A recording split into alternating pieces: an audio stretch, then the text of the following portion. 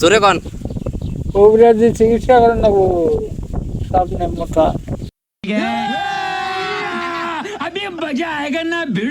তেমন একটা সমস্যায় পড়ছে বুঝছেন। তেমন সমস্যা আমাদের সমস্যা হলো কি, মানে আমার বাড়ির সামনে একটা ক্ষেত আছে, ধান ক্ষেত বুঝছেন।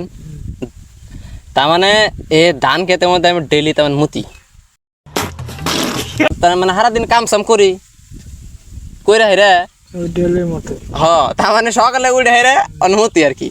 ওইটাই সমস্যা।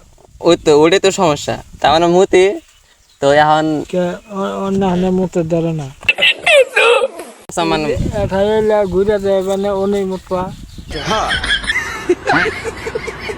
তার মানে সকালে আর কি, বুঝতে বুঝছেন। তখন সকালে একটা জার ধরা অভ্যাস থাকে।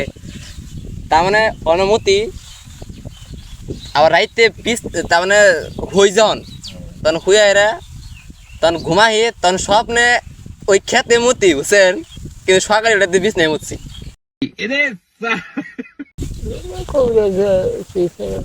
জোরে কন। কবিরাজি চিকিৎসা করেন না সামনে মোটা।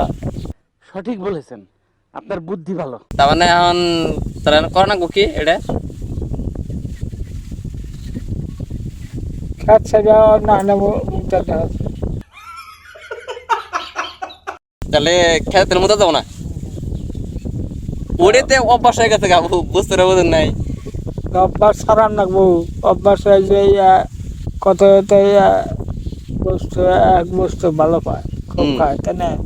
কিছুদিন খাওয়ার পরে দেখো যে ওই খাদ্যটা নাই